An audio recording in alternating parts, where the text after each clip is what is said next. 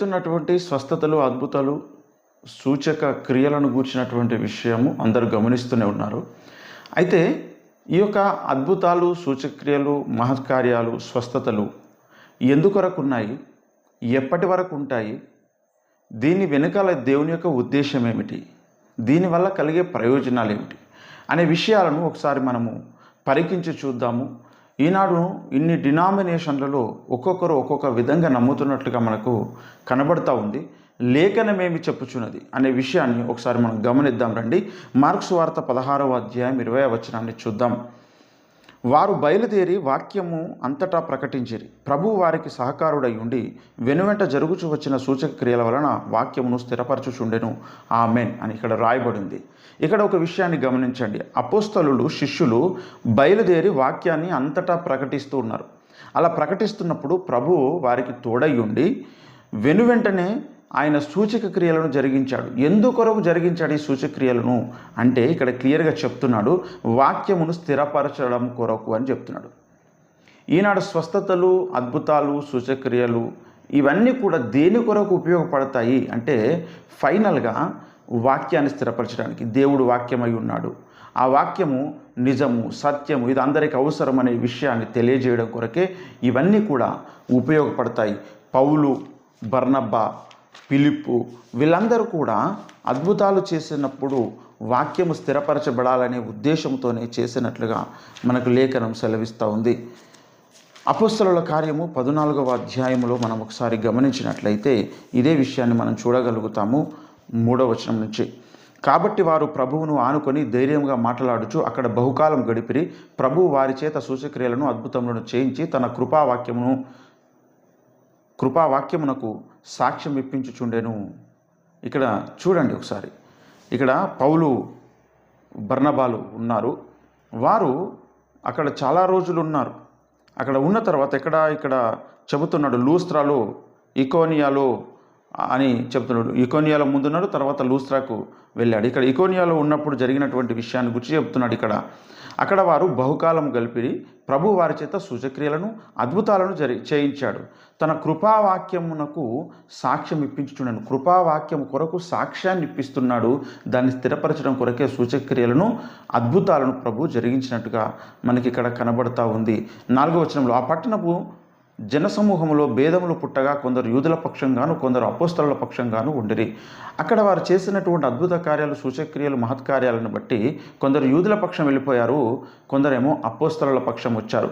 ఈనాడు కూడా అమ్మతేజ గారి ద్వారా దేవుడు చేస్తున్నటువంటి అద్భుతాలను కొంతమంది అవి అద్భుతాలే కాదు, అవి చీప్ ట్రిక్స్ అంటూ ఇష్టం వచ్చినట్టుగా మాట్లాడుతున్నారు. అసలు వారికి రక్షణనే లేదు. అయితే ఇక్కడ వాళ్ళ వైపు కొంతమంది వెళ్ళిపోతారు, సత్య సంబంధులుగా దేవుని వాక్యం వైపు కొంతమంది వస్తారు ఇప్పుడు కూడా దీని ప్రకారంగానే. అయితే ఈ విషయాన్ని మనం గమనించాలి. అయితే 7, 8, 9 వచనాల్లో కూడా చూస్తే, లూస్త్రాలో బలహీన పాదములు గల ఒకడుండెను. అతడు పుట్టినది మొదలుకొని కుంటివాడై ఎన్నడూ నడవలేక కూర్చుని ఉండేవాడు. అతడు పౌలు మాటలాడుట వినను. పౌలు తన వైపు తేరి చూసి స్వస్థత పొందుటకు అతనికి విశ్వాసం ఉండినని గ్రహించెను. 6వ వచనంలో చూస్తే అక్కడ సువార్త ప్రకటించుచుండిరి అని ఉంటుంది. వారా సంగతి తెలుసుకొని లికోయోనియాలోని పట్టణములకు లుస్త్రాకును, దెర్బేకును చుట్టుపక్కల ఉన్న ప్రదేశమునకు పారిపోయి అక్కడ సువార్త ప్రకటించుండిరి. సువార్త ప్రకటించిన తర్వాత దాన్ని స్థిరపరచడం కొరకు ఇక్కడ అద్భుతాలను, సూచక క్రియలను, స్వస్థతలను చేసినట్టుగా మనకు కనబడుతూ ఉంది. అక్కడ ఉన్నటువంటి బలహీన పాదములు కలిగినటువంటి వారిని వాక్యం ప్రకటించిన తర్వాతనే వారు స్వస్థత చేసినట్టుగా మనకు కనబడుతూ ఉంది. దేవుడు తన యొక్క వాక్యాన్ని స్థిరపరచడం కొరకు యొక్క అద్భుతాలను, స్వస్థతలను జరిగించినట్లుగా మనకు కనబడుతూ ఉంది. ఫిలిప్పు విషయాన్ని కూడా ఒకసారి చూస్తే అపోస్తలుల కార్యం 8వ అధ్యాయము 4-5 వచనాల నుంచి చూస్తే, కాబట్టి చెదిరిపోయిన వారు సువార్త వాక్యమును ప్రకటించుచు సంచారం చేసిరి. అప్పుడు ఫిలిప్పు సమరయ పట్టణము వరకును వెళ్ళి క్రీస్తును వారికి ప్రకటించుచుండెను. జనసమూహములు విని ఫిలిప్పు చేసిన సూచక్రియలను చూచినందున అతడు చెప్పిన మాటల యందు ఏక మనస్సుతో లక్ష్యముంచగా అనేకులను పట్టిన అపవిత్రాత్మలు పెద్ద కేకలు వేసి వారిని వదిలిపోయిను. పక్షవాయువు గలవారును, కుంటివారును అనేకులు స్వస్థత పొందిరి. అందుకు ఆ పట్టణంలో మిగుల సంతోషము కలిగింది. ఇక్కడ ఫిలిప్పు కూడా వారు సువార్త ప్రకటిస్తున్నారు. సువార్త ప్రకటిస్తున్నప్పుడు ఆ సువార్తను ప్రకటిస్తున్న సమయంలో దేవుడు ఏం చేశాడంటే, ఆ జనసమూహాలు విన్నప్పుడు మరి ఫిలిప్పు ద్వారా దేవుడు సూచక్రియలను జరిగించాడు. అప్పుడు ఈ సూచక్రియలు జరిగినప్పుడు ఏం చేశారంటే, వారు వాక్యమందు మనస్సును లక్ష్యం చేశారనమాట. వారు మనస్సుతోనే వాక్యం మీద లక్ష్యము పెట్టారు. ఏమండి, అప్పుడు అపవిత్రాత్మలు పెద్ద పెద్ద కేకలు వేసి వదిలిపోయినట్టుగా మనకు లేఖనం చెప్తుంది. పక్షవాయువు కలిగిన వారు, కుంటివారు బాగయ్యారు.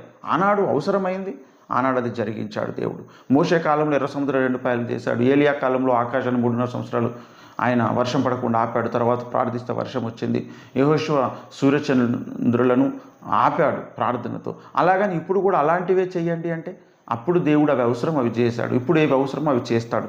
దేవుడు ఒక్కొక్కరికి ఒక్కొక్క రీతిలో ఒక్కొక్క స్థాయిలో అభిషేకాన్ని ఇచ్చి వాడుకుంటాడు. దాన్ని మనం తప్పు పట్టడానికి వీలు లేదు. ఇక్కడ మరొక విషయాన్ని చూద్దాం. రోమీలకు రాసినటువంటి పత్రిక 15వ అధ్యాయము 17 నుంచి 19 వరకు మనం చదివినట్లయితే, కాగా క్రీస్తు యేసును బట్టి దేవుని విషయమైన సంగతులలో నాకు అతిశయ కారణము కలదు.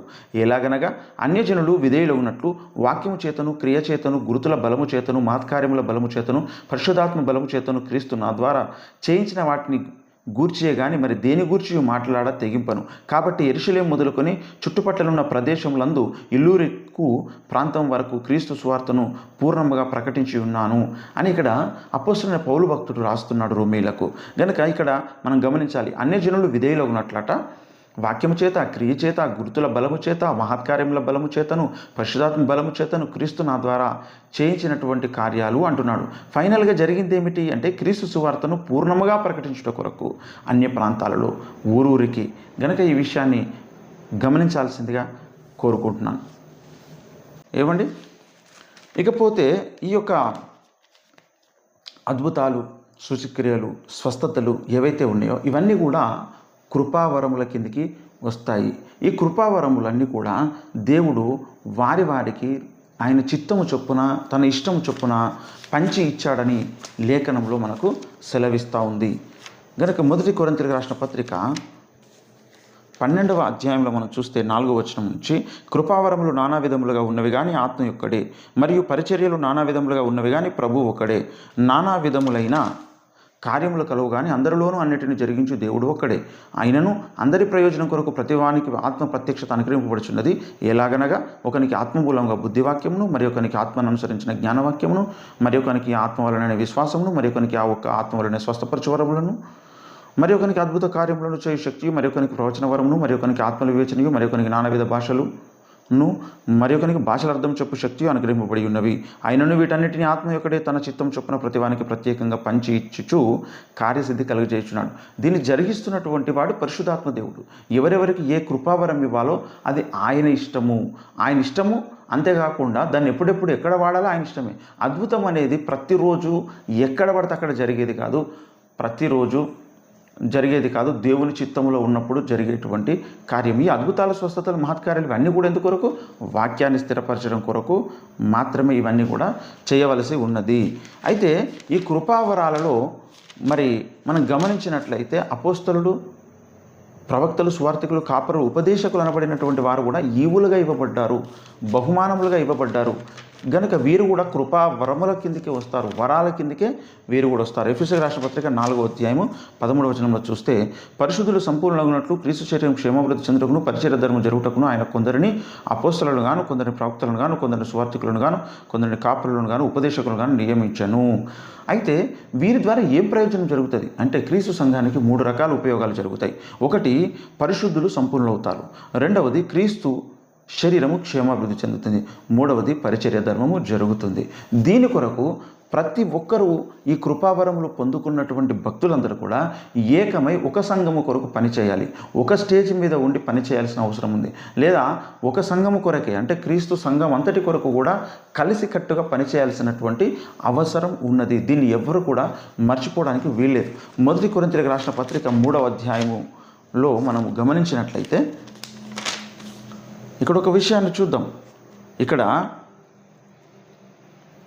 5వ వచనం నుంచి, అపోల్లో ఎవడు, పౌలెవడు, పరిచారకులే కదా, ఒక్కొక్కరికి ప్రభు అనుగ్రహించిన ప్రకారము వారి ద్వారా మీరు విశ్వసించితిరి. నేను నాటితిని, అపోల్లో నీళ్లు పోసాను, వృద్ధి కలుగజేసిన వాడు దేవుడే. కాబట్టి వృద్ధి కలుగజేయు దేవునిలోనే కానీ నాటువానిలోనైనను నీళ్లుపోయి వానిలోనైనను ఏమీ లేదు. నాటువాడును నీళ్లుపోయి వాడును ఒక్కటే. ప్రతివాడు తాను చేసిన కష్టం కొలది జీతం పుచ్చుకొనును. మేము దేవుని జతపని వారమై ఉన్నాము, మీరు దేవుని వ్యవసాయమును దేవుని గృహమునై ఉన్నారు.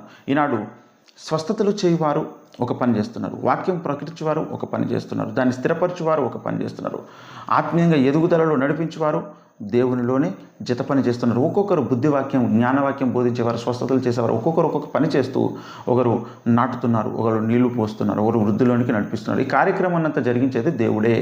గనుక ఈ పని చేసినందుకు గాను దేవుడు వారికి జీతాన్ని అనుగ్రహిస్తాడు.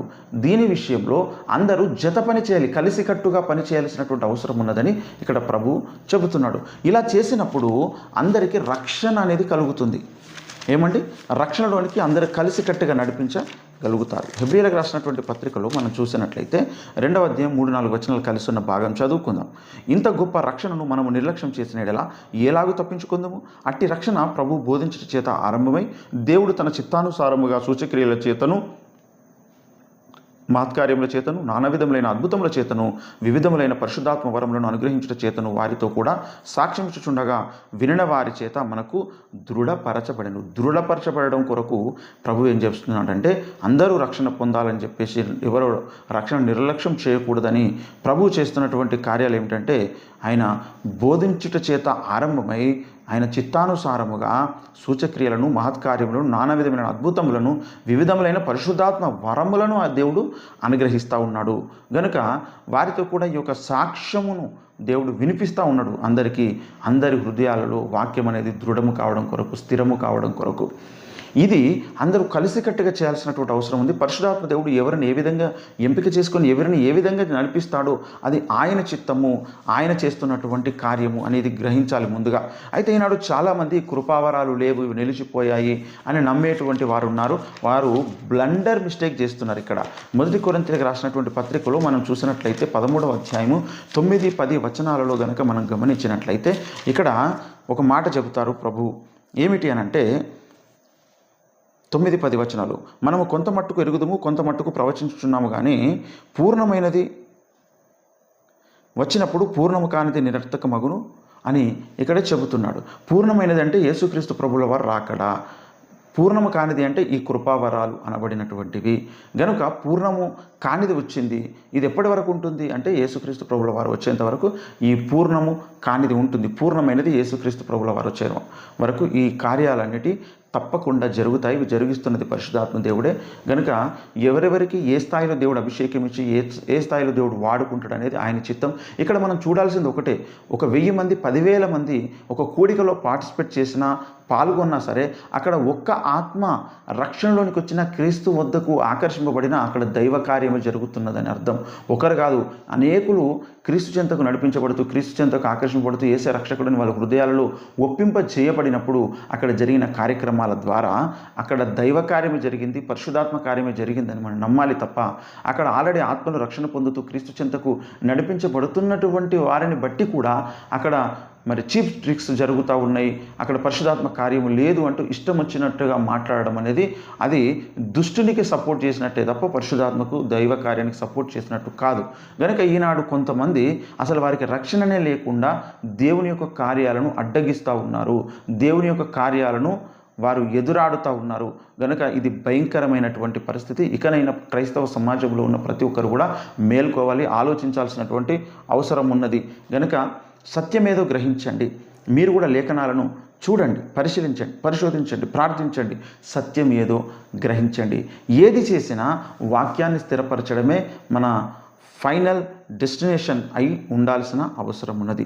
కనుక ఈ విషయంలో అందరూ ఒక స్పష్టతకు రావాలని కోరుకుంటున్నాను. మొట్టమొదట ఈ అద్భుతాలు, సూచక్రియలు, స్వస్థతలు, మహత్కార్యాలు ఎందుకు అంటే వాక్యాన్ని స్థిరపరచడం కొరకు, అందరినీ రక్షణలోనికి నడిపించడం కొరకు.